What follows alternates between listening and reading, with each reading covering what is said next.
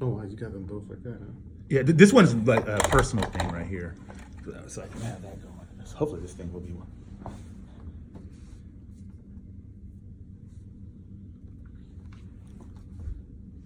Good morning, everyone.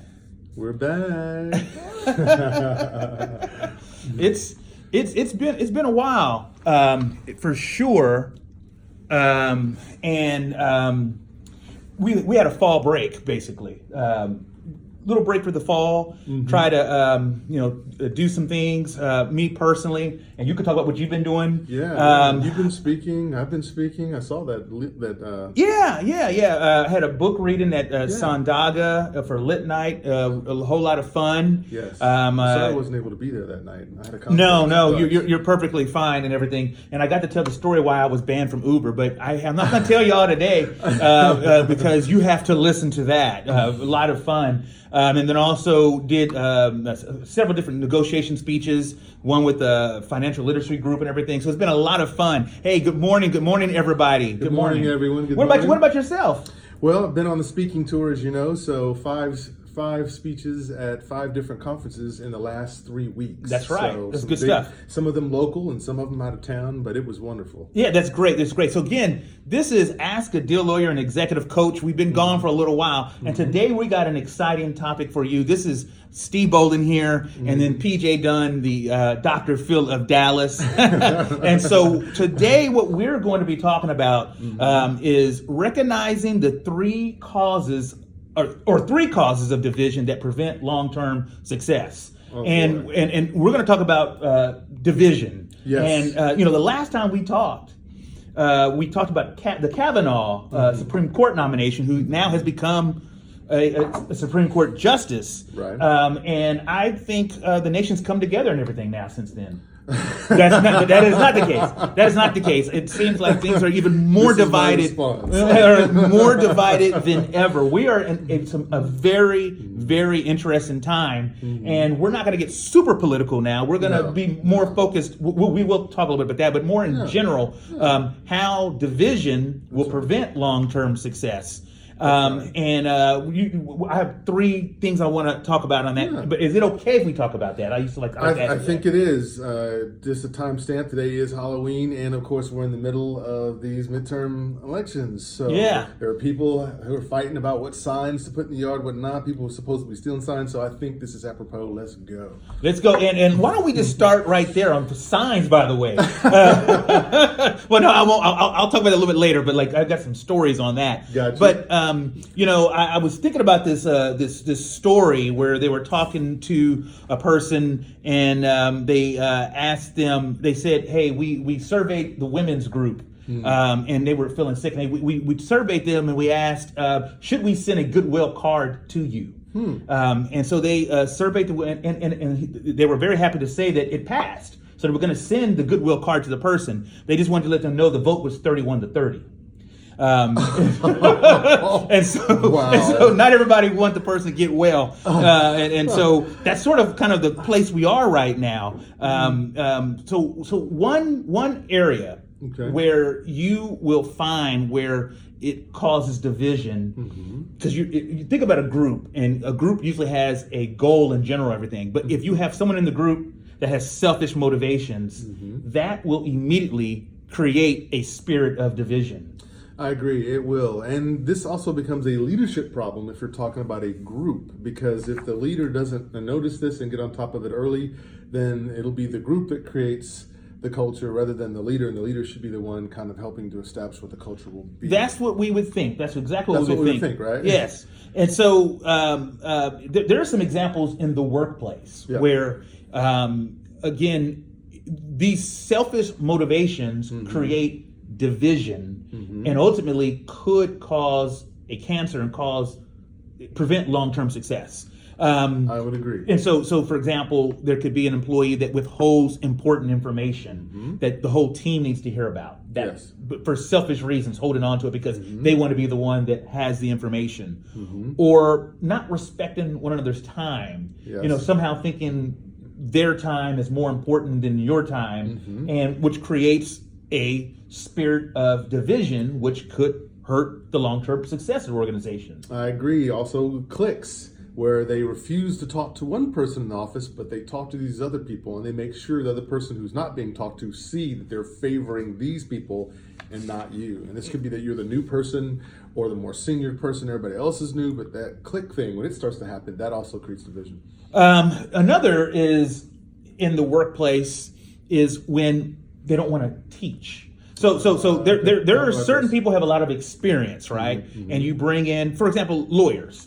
And so, like, I've been practicing 17, 18 years. Mm-hmm. And when newer lawyers come in, you have to share your wisdom. You have to teach, mm-hmm. because number one, that's the way this profession works. That's true. But also because it helps the organization as well. Mm-hmm. It's a sense of training. But if you withhold mm-hmm. your wisdom, your knowledge, and everything else, mm-hmm. then and cause the younger lawyer to mm-hmm. suffer, mm-hmm. in the end, the whole organization hurts. That's exactly right. And that's what you were talking about earlier about that selfishness. So at this point, if you're a team and you've got to work together, why would you want to withhold anything? It seems like you'd want to give. And so there must be some a priori assumption or thought that if I give, somehow I lose. But really, when you give is actually when you win. That's right. That's right. And so those are all sort of are examples of selfishness mm-hmm. that if they're deployed in the workplace, yes. Or in any type of organization, mm-hmm. it will cause division, mm-hmm. strife, mm-hmm. all the kind of things that are just not helpful, and ultimately can cause the organization to not be successful. Well, that's true. And companies spend a lot of money for folks like me to come out and help them with their culture problems, their people problems. And every time I sit down and talk to the CEO, or if I speak to whoever's in charge, and then I go meet the team, there's the team's version of what they think is going on, and then there's the leadership's version of what they think is going on, and then having to bridge those two and get them on the same page, because without collaboration, you are guaranteed, without collaboration, which means co-laboring together. Right. Without collaboration will lead to divisiveness. Yeah. Right? And so again, if you're just joining right now, let's say hi to a few people. Hey, thank you, Chris, Rob Ortiz. There's a lot of different folks that are joining here. Thank you for doing it. Jennifer Haygood, we see you. And what we're talking about again is recognizing 3 causes of division that prevent long-term success. Yes. And the first one we talked about was selfish motivations. Mm-hmm. And this is a 2-part series. Today we're talking about division and how divided we are. And then next week we're going to talk about how to bring people together. That's right. And hopefully next week will be Wednesday and Tuesday's election day and everything. I'm sure we'll have lots to talk about how to bring people together. Yes. And I think there might be we all want our person to win, and hopefully our person will win, whoever that may be. Yeah. So the next thing, the next one, number 2, a second cause of division is divisive actions. Okay, break that down. I would like let me break that down. First of all, what is divisiveness? Mm-hmm. The definition is tending to cause disagreement or hostility between people, alienating people, estranging, isolating, and everything. Mm-hmm. And so we can look to history mm-hmm. On divisive actions that have been taken. For example, in the colonial times, mm-hmm. When Germany and Belgium were ruling over Rwanda, mm-hmm. They created a rule where there was the Tutsis and the Hutu. Hopefully I'm pronouncing that correct. Mm-hmm. And what they did is they defined and categorized them mm-hmm. to create differences and everything. Mm-hmm. And one group was thought of that you'd have more than 10 cows and a long nose. And the other group was you had less than 10 cows and a broad nose. Mm-hmm. And so they created division mm-hmm. And separation. In the end, to this day, these groups do not get along because of this divisiveness, mm-hmm. This alienation that was created. Mm-hmm. In Nigeria, the British, mm-hmm. they constantly reclassified mm-hmm. for administrative purposes various tribes or nations within Nigeria, mm-hmm. and even to this day, the Igbo and Hausa and different nations and tribes they don't get along. And part of it was a concept called divide and conquer. And doesn't get any plainer than that. Well, yeah, and so we got to recognize when there are arbitrary rules starting to be put in place to divide and separate. That is clearly an attempt at divisiveness, and it's one of the three causes of division, in my opinion. Right. And it might work on a short-term basis. Sure. And what you see there is that socializes it. So what we are is we're very social beings. And so then what that creates is, okay, well, whoever is the lead group gets to tell the other group how things work. And then people will believe that if the person tells that same lie enough times over and over and over again. Yeah. So you still have people today who believe things that were really concepts of like the 1700s, the 1800s, but people are still saying it today, not even realizing how they've been socialized. So divisiveness can be used as a weapon or a tool to socialize people in a very bad way. It's never meant for good when they do the divisiveness. Right. It's always meant to create an us or them. And by the way, how do you know there's divisiveness? In your office space or maybe in your relationships? Yeah, tell us. If you hear a lot of us versus them talking, thinking, or exclamations. Well, you know what? You are always doing this. These people are always known for doing this. Those people never do this, right? When you hear that us versus them, that is a clear red flag, a flare up in the sky that you've got some divisiveness going on, and it's even worse when it's been socialized for people to just believe that must be true. Yeah. And so it's a terrible thing. And again, so we're talking about recognizing three causes of division that prevent long-term success. The first one is recognizing the kind of the selfish motivations that may be that one might utilize or you might see. The other one is divisive actions and trying to recognize when that is occurring. The last one is putting into place restrictive controls. Okay. And again, this is more of an arbitrary thing, but for example, putting up like a wall. So this is going to get a little more local. Yeah, now here. You're Local, meddling. a little local here. So right now, this is crazy. In Dallas, there is a group of people that at a polling location, they've created a wall, so that people can't. Or they can vote, but when they walk through this area, they see this huge wall. You can barely even see the polling location. And the whole idea behind it is, I guess in their minds, is to promote their thought or whatever. But what it is, and they brag on it, is being a wall, some type of a control measure or whatever, that either some are okay with coming in and some who don't agree or whatever, that wall is meant to be a barrier. That is clearly an example of how of creating a division, and I believe the reason why people are doing things like that now is they didn't come up with this idea on their own necessarily. It sort of kind of trickles down from the top. Sure. And so when people are communicating really divisive types of things that are in leadership roles or anything like that, more and more people start acting out on those kinds of things, and they start emulating those types of activities. I would say that's true. And I think, again, and that's the whole point of it, and we've talked about this before, but you know who some of the great divisive people are? They're narcissists. Well, that is right. That's one of the groups of people who love the divisiveness. They actually thrive on it. So if you're working around a narcissist, you probably see a lot of. Why is that? Why is that? Well, because the narcissist has to be, he's in violation of your thought number one, which is a narcissist is completely selfish. It's about his advancement, his or her advancement, and no one else's. In order for him to win, he or she believes, someone else must lose. And if someone turns that on them and says, wait a minute, you're not being fair, then they flip and become the victim in this situation. Because they learn how to play people and they know what to do. And so, but either way, the narcissist always keeps the information or keeps the focus always on them. And they somehow are always either winning, and it's a good reason why they're winning. But if they're losing, it's always not their fault. It's someone else that's causing them to lose, because the narcissist can't accept an L, if you will, or a loss. So wherever you see that narcissist, you're going to see them involved.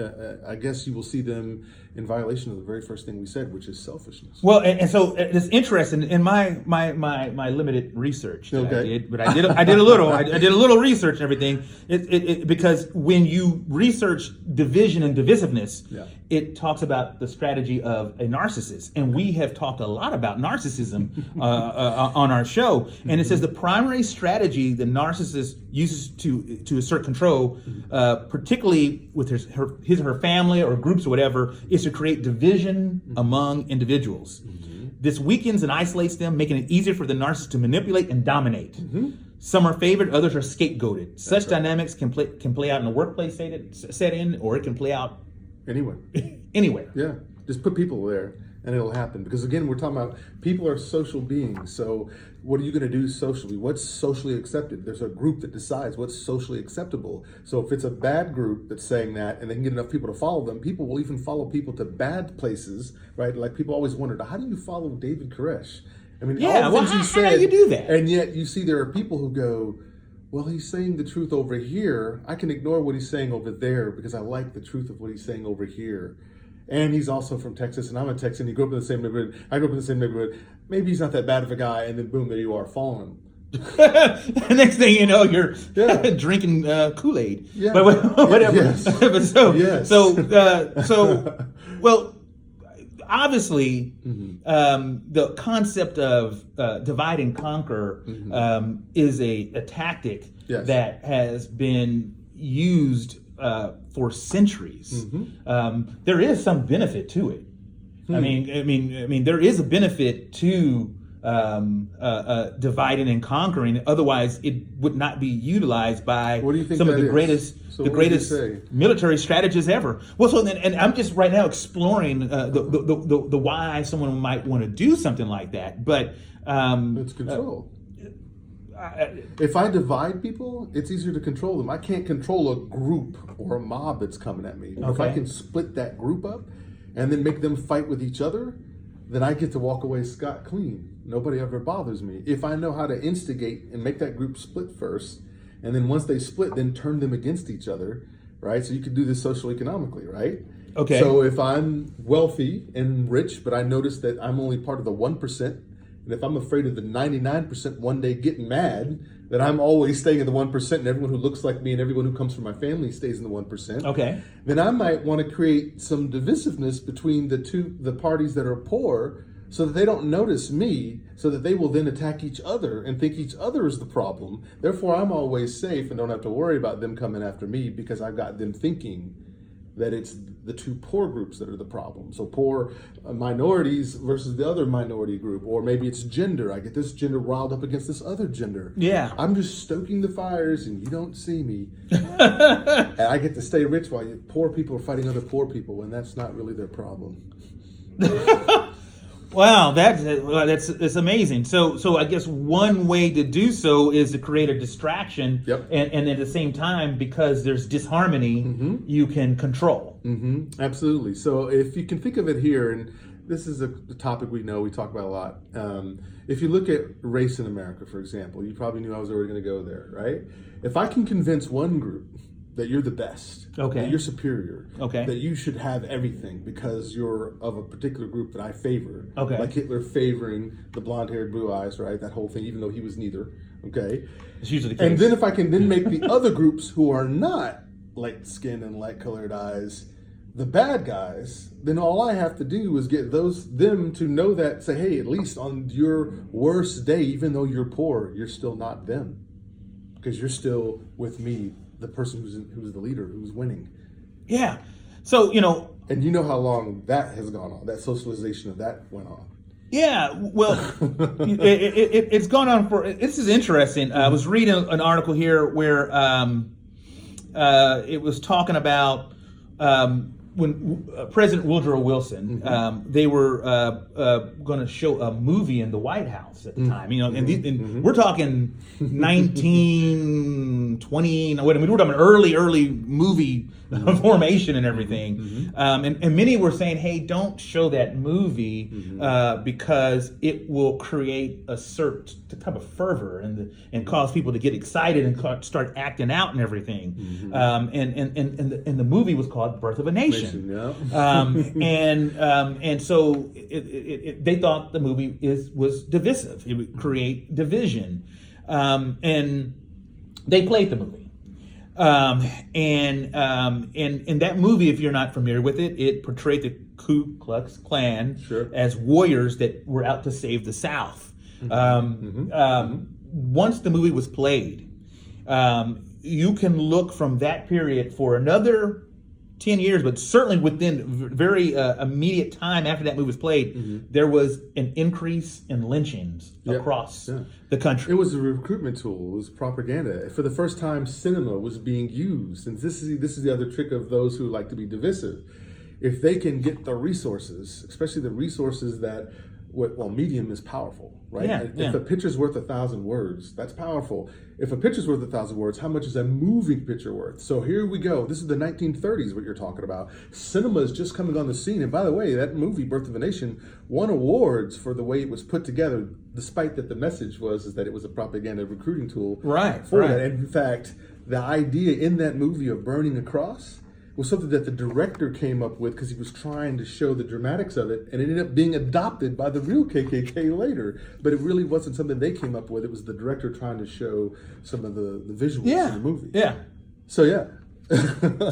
So that's something we have to be careful about, and this will probably be a little bit more for next week. But the purpose of this is trying to draw our attention to and be able to recognize when you are being essentially manipulated.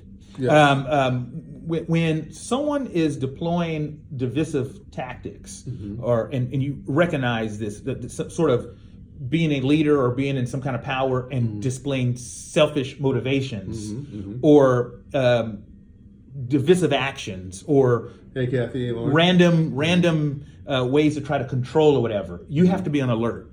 Because now you might be a beneficiary that day of the separation, because maybe you're in the whatever group for a moment or whatever. But down the road, things can change.